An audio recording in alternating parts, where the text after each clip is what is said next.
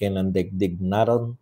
Dito na naman tayo sa another episode ng ating vlogs, Badong Aratelis po. Pag-uusapan natin ngayon, ito po, no, yung pahayag po o yung political commercial ni Amy Marcos na sinasabi niya po na siya po ay hindi po Marcos ang nagpapatakbo sa bansa kung hindi Romualdez at Araneta, no? Ayan. Yan po ang pahayag. Dalawa po yan, no? Nililigtas niya yung kanyang kapatid.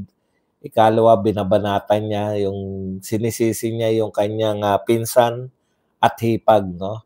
Sa nangyayari ngayon sa Pilipinas. Pag-uusapan din po natin, ito pong mga sagot ni Auntie Claire, no? Dito po sa sagot po ni Auntie Claire sa pahayag ni BP Sara na nagkamali talaga tayo ng binoto noong 2022 kasi hindi naman nalulutas yung mga problema, no? Yan po sinabi ni Senator Amy. Opo, totoo po. Ayan, no? Yan po mga pag-uusapan natin, pero bago yan, kung bago ka pa lang dito sa ating channel, mag-subscribe ka na. Dahil ito lang ang tanging channel na may kinikilingan, may pinapanigan, una sa balita, huli sa impormasyon, kaya ano pang hinihintay nyo? Pindot na, okay. Wag po kayo mag-alala, hindi, hindi ko po kayo kinukumbinsi kay Amy Marcos, no? Ako po ay nagdidiskusyon lang. Okay. Alam po ninyo, ito po, yung sinabi po ni Senator Amy Marcos, pinakinggan po natin. Ang sabi po niya, according kay Amy Marcos, kaya malaki ang problema ng bansa dahil hindi naman Marcos, no, yung nagpapatakbo, kundi Romualdez at Araneta. Ito nga po yung banat niya kay actually matagal niya nang binabanatan to si pinsan niya, no, si Romualdez. Pero ngayon po direkta niya nang binanatan din yung kanyang hipag, no, na talagang binira na niya. Ito muna, kulang kayo. Wag po kayong kapit lang. Pamagat pa lang, grabe na reaction. Ako po naniniwala ko doon, no? Kasi maraming instance na. Bibigyan ko muna kayo ng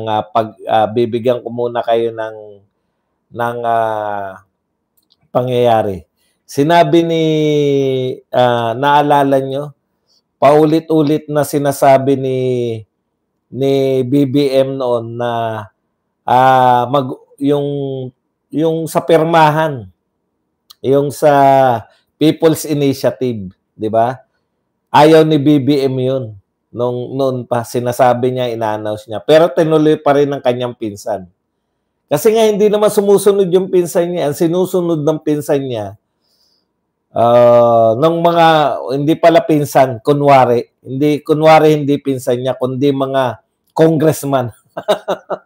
Kunwari mga congressman. Yung nagpapatupad ng People's Initiative. Sino ba pinuno ng congressman, di ba? Isa yan. So nakikita natin, ang ambisyon ni Martin mas matindi kaysa sa pagiging loyal niya sa kanyang pinsan, no? Mas matindi yung ambisyon kaysa loyalty. Ikalawa, okay. Ikalawa po yung pong pangyayari na nanawagan po yung Pangulo, si Marcos, nanawagan na wag nang impeach si BP Sara, di ba? Sabi niya, magkakagulo lang, magkakawatak-watak, na sinuportahan ng Iglesia ni Cristo, no? Sinuportahan niya ng Iglesia ni Cristo, nagpakita ng milyong tao, milyong kasapi ng Iglesia ni Cristo lumabas para sumuporta diyan sa panawagan ng Pangulo ng Pilipinas na wag nang impeach si BP Sara. Sinunod ba ng mga congressman? Wag niyo po sabihin na may sariling utak yung mga congressman labas kay Martin. Kasi maglolokohan na po tayo niyan, no? Lahat po, ayon nga po kay, uy, nakaligtaan ko, no? Si Ed Silva, namayapa na, no? Baka mamaya, hindi pa pala, nakalimutan ko na lang. Ayon nga po sa namayapang si Edsel Lagman, walang nangyayari sa House of Representatives na hindi po alam ng speaker. Yan po ang katotohanan. Kaya po hindi po ubra na sasabihin na wala siyang kinalaman dyan sa impeachment. Again, di ba? Sinabi na naman po yan ng Pangulo na wag impeach si BP Sara pero inimpeach pa rin. Tapos, ito po pangyayari, paulit-ulit po sinasabi ng Pangulo na walang jurisdiction ng ICC. No? Nung una, nagkakasundo sila lahat. Si D.O.J. Remulla, walang jurisdiction. Si Solgen, walang jurisdiction sa Pilipinas. Kaya hindi makikipagtulungan, etc. etc. Nung malaman-laman natin, nakipagtulungan din. So, tama yung sinasabi ni Amy Marcos. Sumasang-ayon ako sa pananaw ni Amy Marcos. Kasi insider yan. Kilala niya yung kanyang kapatid, kilala niya yung kanyang pinsan, kilala niya rin yung kanyang hipag, no? Sa tingin ko, ito po yung bunga na magkasamang ambisyon at ambisyon ni Martin at saka yung kanyang hipag, no? Papansinin natin ang dami na pong nagpapatotoo na yung mga dati nilang mga kasakasama na malaki po ang papel ni First Lady dito po sa administrasyon na to. Itanggi man nila o hindi. Alam natin na talagang pasok na pasok yan. Okay. Ako po, naniniwala ako dun. Sa tingin ko nga, yan yung, di ba, sabi nga natin, mangga si Amy. Hindi, ako po, patuloy na naniniwala na manggagamit si Amy Marcos. Kasi kung hindi manggagamit yan, sa simula pa lang, hindi na siya pumasok dyan sa alyansa na yan. Di ba? Sa alyansa ng kapatid niya. Nung nakikita niya na ang bantot na ng kapatid niya, handa niyang talikuran. No? Handa niyang talikuran yung kanyang kapatid, di ba? Para muli ay ipagtanggol yung Duterte, si Pangulong Duterte. Pero sabi nga, it's about time na tayo naman ang gumamit sa manggagamit. Nakukuha po ninyo. Hindi ako naniniwala na hindi manggagamit si Amy. Pero, it's about time na gamitin naman natin yung mga mangga. Ayan, nagagamit natin siya ngayon. Kasi hindi, mahirap pong pabulaanan yung sinasabi niya. May mga insider information niya si Amy Marcos. Okay. Ako talaga naniniwala ko. Tignan nyo naman kung gaano ka-powerful yung House of Representatives. Nakukumand ng House of Representatives, hindi lang po yung lahat ng congressman. Nakita niyo po, pag kinumpasan na ng pinakamakapangyarihan tao dyan, na-impeach na, isang araw. Di ba? Oras lang. Nagpirmahan na. Kontrolado talaga. No?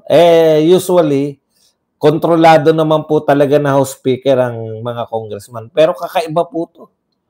Ito po, kakaiba po kasi ang dami pong natin, lahat po halos ng mga problemang lumitaw nitong mga nagdaang buwan. Galing po sa House of Representatives, di ba? At saka, siyempre, ang Senado po, ang Senado naman po ay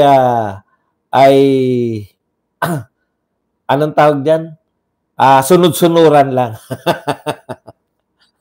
Huwag nyo na pong sabihin na bakit House of Representative lang binabanatan mo ba doon? Hindi ba yung Senado din?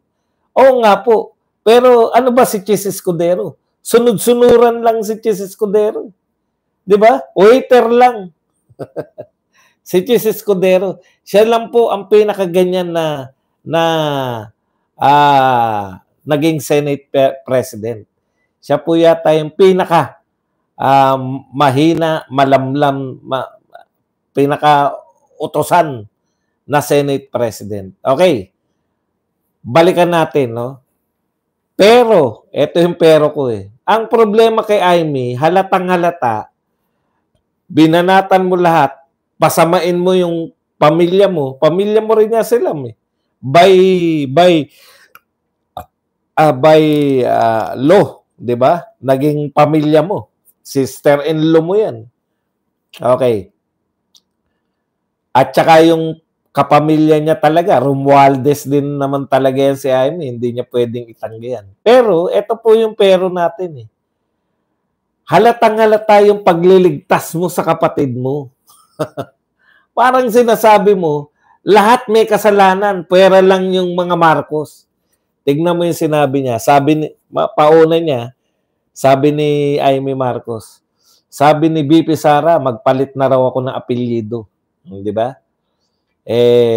Kasi Marcos yung no? Pero hindi naman talaga Marcos yung nagpapatakbo. 'Di ba? Romualdez at Araneta. Ayan. Romualdez at Araneta raw yung nagpapatakbo ng ating bansa. Ang tanong, tanong ko eh. Anong uri ng presidente? Ibig sabihin, hindi ako nagpapatakbo ng bansa, ligtas na ako.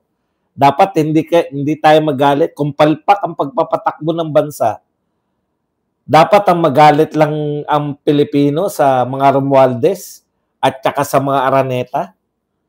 Kung palpak, inaamin niya na palpak eh. Di ba? Inaamin ni Amy na palpak eh. Dahil ba dyan, magagalit lang tayo, selective lang din? Hindi naman pala siya nagpapatakbo eh. Huwag tayong magalit sa mga Marcos. Sa Romualdez lang tayo at saka sa Araneta. Alam niyo po, palpak po yang ganyan. No? Amy, naniniwala kami sa iyo na palpak ang gobyerno, dapat may sisihin. Naniniwala kami sa iyo na posible nga. Ayon sa sinasabi mo na si Marcos at Romualdez at Araneta. Pero ang hindi namin kayang tanggapin, yung magiging malinis yung kapatid mo. Di ba? Dalawa lang po yan. It's either uto-uto siya sa kanyang, sa sinasabi mo, Amy, matatanggap lang namin yan kung sasabihin mo na uto-uto kasi kapatid ko. Kung nauuto yung kapatid mo, it's about time na wala pala siyang kakayahang mamuno talaga. Kung nauuto lang siya ng pinsan niya tsaka ng kanyang may bahay. Yun yung gusto mong palabasin eh. Magkano daw pakabit, Magkano pakabit ng liig sa China? May liig po ako yan.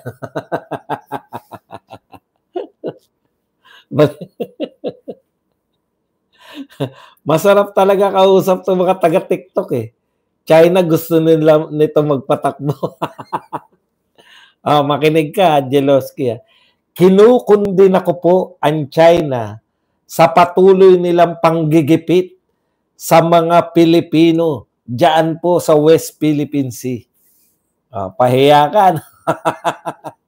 Meron palang pro-China na kinukundin na ang China. Ewan ko rin sa mga...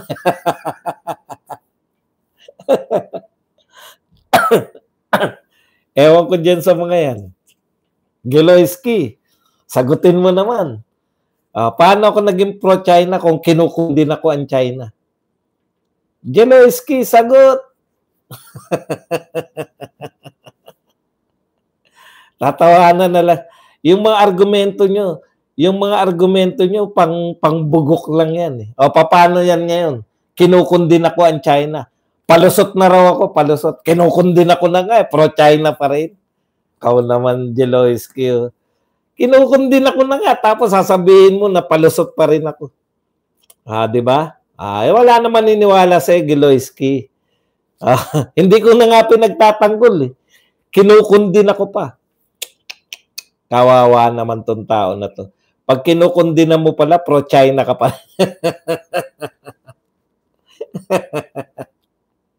Jeloiski, ano ka ba?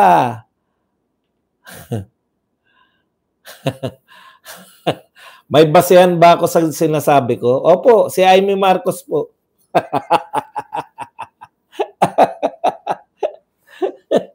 Okay. Dito na po tayo, seryoso na uli. Nilibang ko lang po ang sarili natin. Medyo umaangat na tayo sa galit eh. Eto po, sa sinasabi po ni Amy na walang kinalaman ang kapatid niya sa kapalpakan ng pagpapatakbo sa Pilipinas, yun po ang numero 1 kapalpakan. Di po ba? Bakit mo ibinigay yung pagpapatakbo ng Pilipinas sa ibang tao samantalang ikaw ang ibinoto? Alam niyo po ba yung ibig sabihin ng boto? Nakipagkontrata ka sa mga tao. Humingi ka ng boto namin. Parang si Giloyski, parang ano lang yan, parang commercial.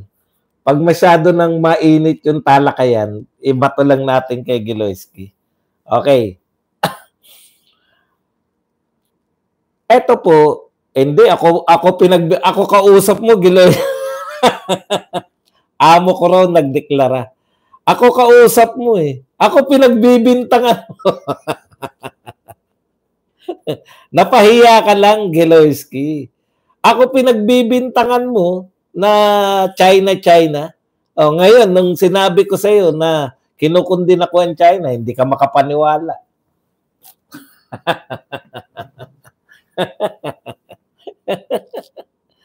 Kinomercial lang uli natin. Balik po tayo sa inyo. Balik po tayo sa seryoso. Okay. Ito po, wag po natin, malayo po yung China dito. Alam po ninyo, sa totoo, no, yung China na yan. Officially, ano po ba natin ng China? Kaibigan ba o kaaway?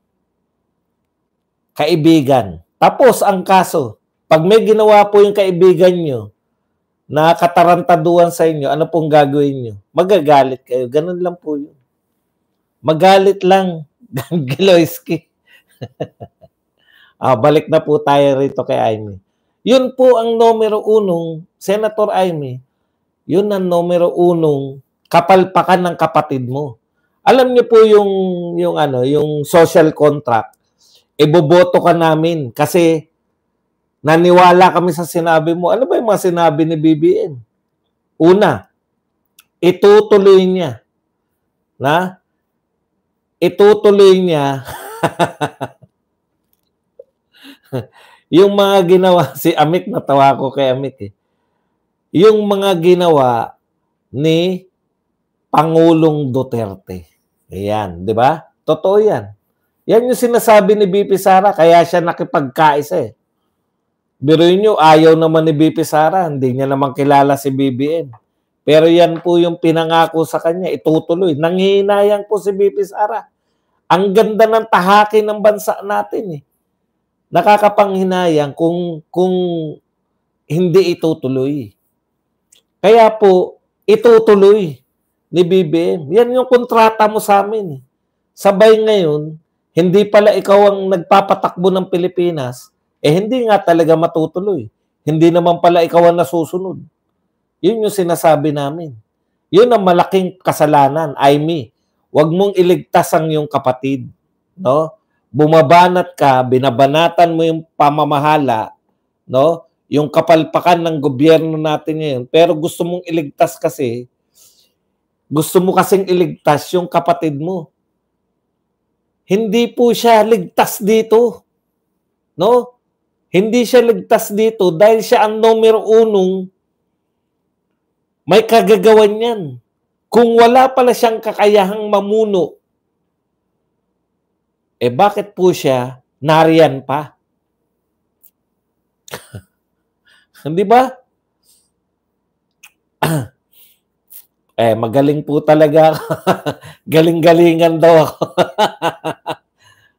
Ano magagawa natin? Magaling po talaga.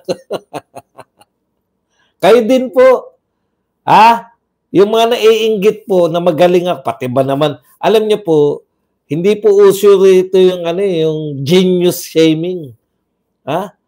Minamasama niyo na henyo ako. Ano magagawa niyo kung henyo ako? Huwag niyo masamain at sasakit po ang dibdib ninyo. Kailan pa po naging kasalanan ng maging matalino? Kasalanan po maging matalino sa mga bugok na tulad niyo. Kantsawan niyo na po ako sa itsura ko, pero pangit pong mangantsaw na matalino ka. Sabi niyo, galing-galingan ka na naman. Oh, ba't po kayo nagagalit? Huwag po kayong nagagalit. Kasi po ang nagagalit sa mga magagaling, ha? Ang mga nagagalit sa mga magagaling, alam niyo na.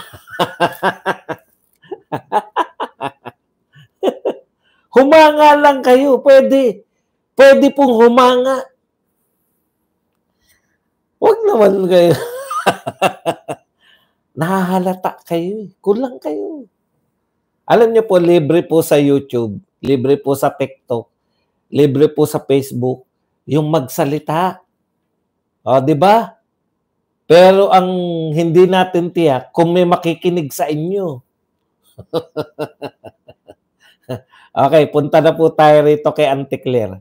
Alam nyo, tinanong si Auntie Claire yung tanong natin, di ba? Sabi na, si Eve ng Net25, ang pinakamagaling na reporter. Hindi siguro sa talino, pero yung pinakamagaling kasi siya yung nag-expose Ha? Siya yung nag-expose ng mga katiwalian diyan, mga katanungan ni Eve. Okay, ang tanong ni Eve una. Tanong niya, kung mali yung sinasabi ni BP Sara, di ba? Bakit hindi niyo idemanda? Hindi naman bago kay BP. Putya, yung sinabi nga ni BP Sara, alam niyo po, para po sa update sa update po, pumunta po kanina si BP Sara sa DOJ para po mag-counter affidavit dito po sa nireklamo sa kanya ng yung threat niya raw. Yung threat niya na pag siya'y natigok ay meron na siyang inutusan. Meron na siyang inutusan na ay Eden pala. Ano ba sinabi ko kanina? Eve? Mali, Eden. Meron pong inutusan na si BP Sara na maghiganti para sa kanya. Kung siya po ay matitegi. Yun po yun, meron pong precondition di ba? Hindi naman po may inutusan na siya para tigukin itong mga to. Okay. Yun po yung sinagot niya. Diba? Yun nga kita nyo, salita lang ni BP Sara yun. Ito po, grabe. Sabi ni BP Sara mismo na kasama ni First Lady. Si BP Sara po to. Hindi nyo po pwede ito sabihin na fake news lang Kasi yun yung sagot ni Auntie Claire. Fake news yan. Dahil meron daw picture si First Lady na kasama yung mga Girl Scout.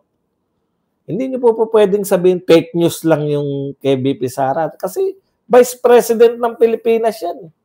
Kino-quote niya na mayroong police report sa Amerika.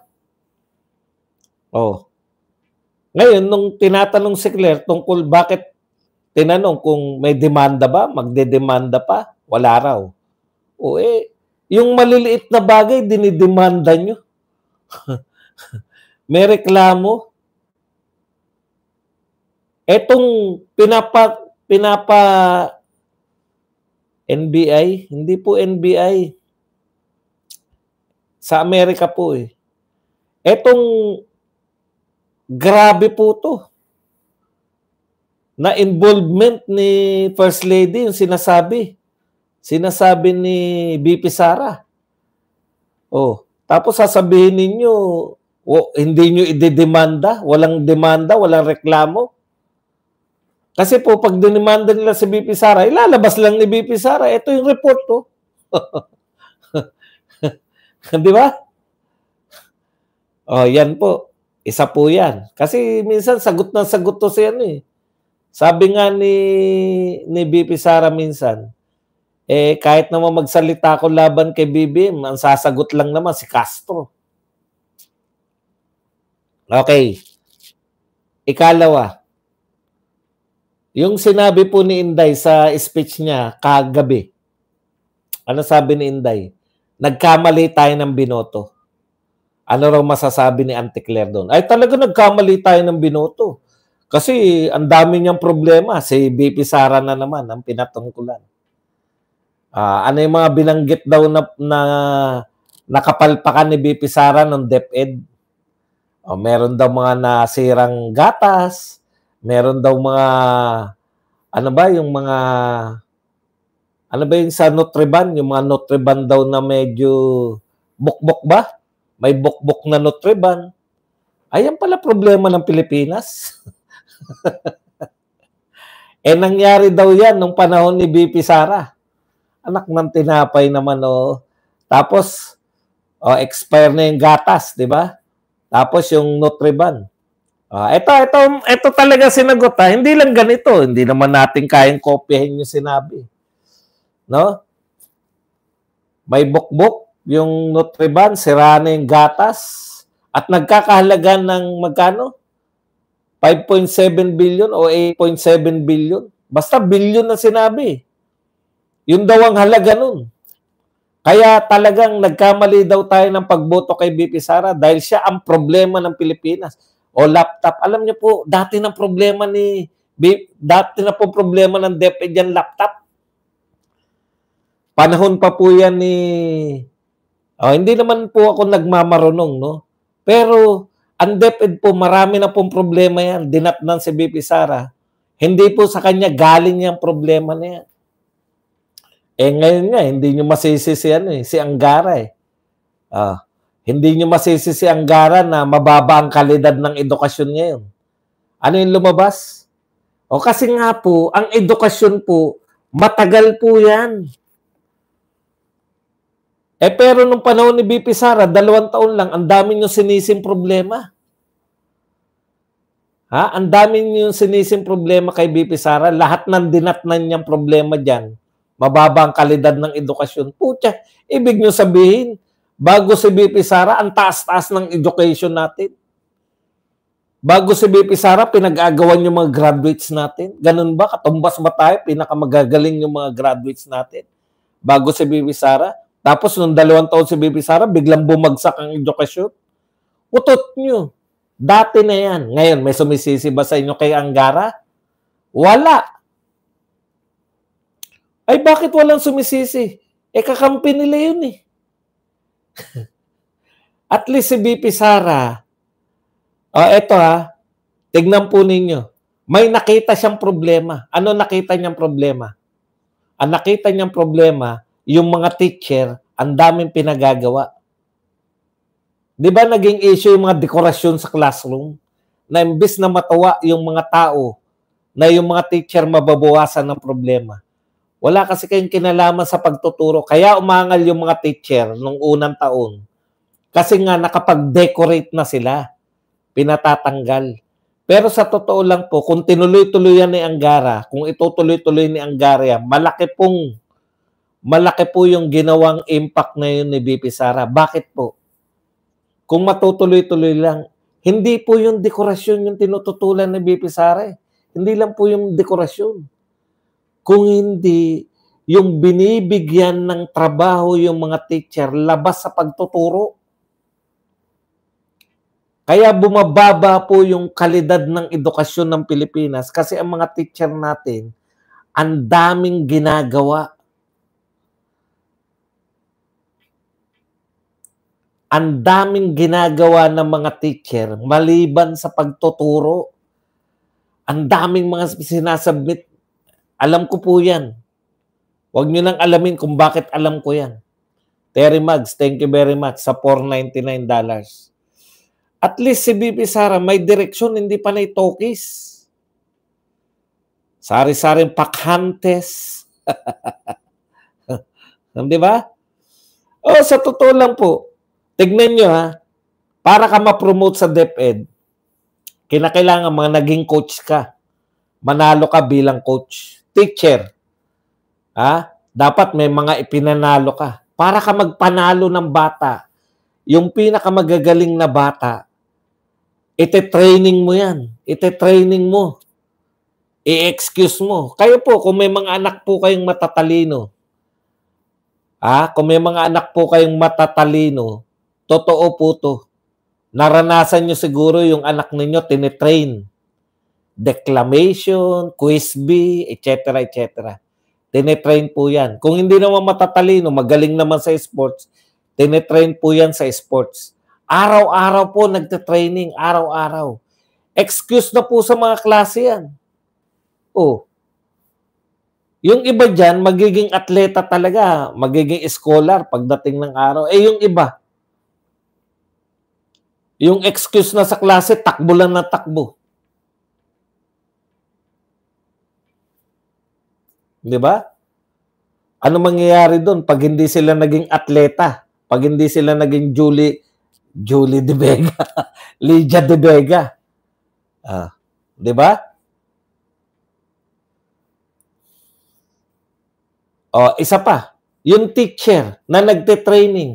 Paano na ang mga teacher po na ginagawang coach, pinakamatalinong teacher po 'yan. Pero dahil gusto ng DepEd na manalo lang lahat, pucha, minsan hindi na magtuturo yung pinakamatalino mong teacher, hindi na magtuturo dahil nagko-coach. Yan po yung nakita ni BP Sara na ibalik natin yung teacher sa mga classroom. Magturo, ibalik natin yung teacher. Huwag ka magmoral, huwag ka magmural. Ang dami niyong alam. Kayo po yung mga gusto po ninyo gawin sa buhay niyo, maggawa kayo ng ng vlogs. Gumawa kayo ng vlogs. Gawin niyo lahat ng gusto niyo sa vlog niyo. Hindi po tuturuan niyo. Nanonood kayo sa isang vlogger tapos tuturuan niyo yung vlogger kung ano mga gagawin. Kami ba sa tingin niyo, papasok kami kay Banat Bay, tuturuan namin si Banat Bay? Hindi, di ba? Di ba? Pupunta ba kami kay Maharlika, tuturuan namin si Maharlika? Hindi rin. Yun yung point ko. No? Manood kayo. Kung ayaw nyo ng pinanonood nyo, ilipat nyo. Lipat kayo ng channel. Okay. Ngayon, eto po.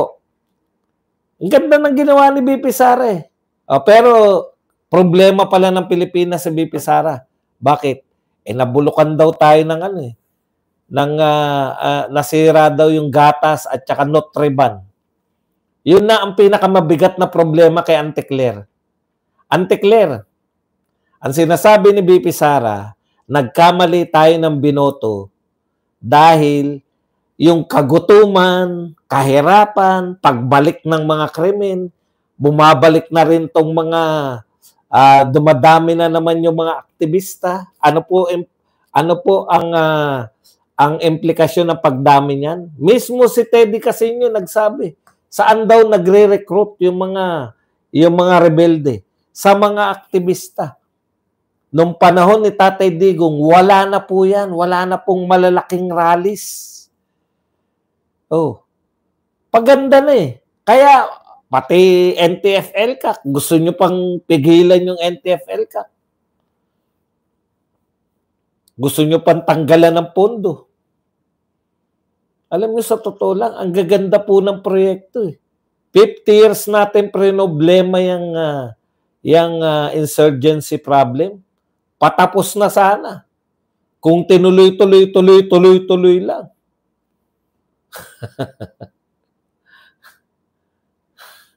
Okay. Hindi, baka sabihin nyo, nagtataka kayo, bit ako natawa.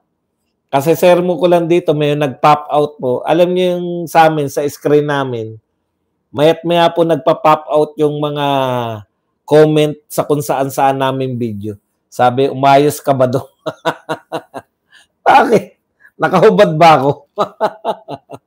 Ayos naman ang itsura ko. Okay.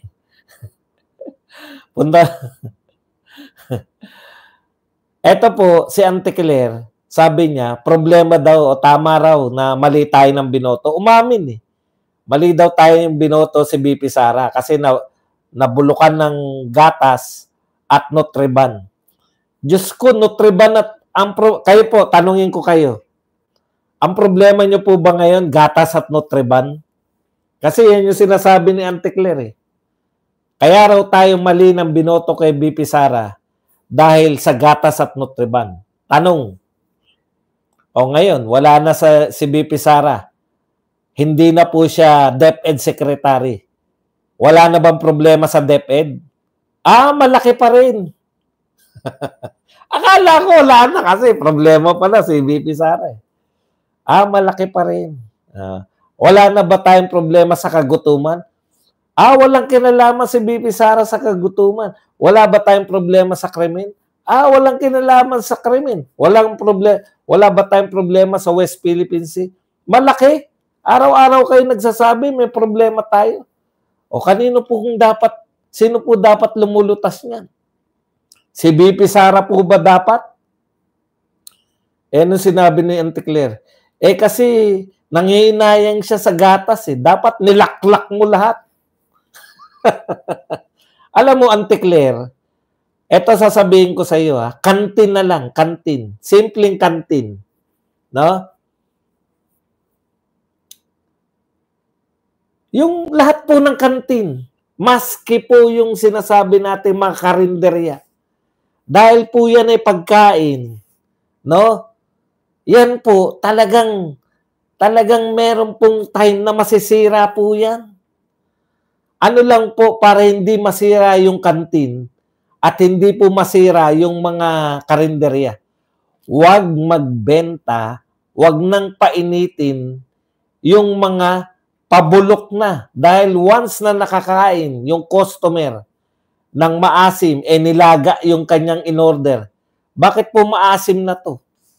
Hindi na bibili sa iyo yan. Anong ibig sabihin yan, Auntie Claire? Tanong, meron bang pinalaklak ng bulok na gatas ang DepEd nung panahon ni BP Sara? Wala. Kasi kung meron, putya, inaraw-araw nyo na yan. Totoo ba yung sinasabi mo bilyong na gastos? Bilyon na nasayang? Alam mo, Auntie Claire, sa totoo lang, yung 125 million na ginastos, hindi po binulsa, ginastos ng 11 days. Ang tagal na yung inulit-ulit yan. Hanggang ngayon, 125. Yan pang bilyon. Na-imagine nyo ba sinasabi ko? Sino nagsasabi ng totoo? Kahit hindi na ako mag-research, kung may bilyon yan, inulit-ulit yan ng media, nakakampi ninyo. Yung 125, narindi na kami. Araw-araw, 125, 11 days, 125, 11 days. So, 125 million. Tapos sasabihin mo, may nabulukan ng bilyong-bilyong gatas. Ang masama, kung nabulok yung gatas, pinalaklak sa mga kamag-anak mo. Kung hindi naman, wala naman.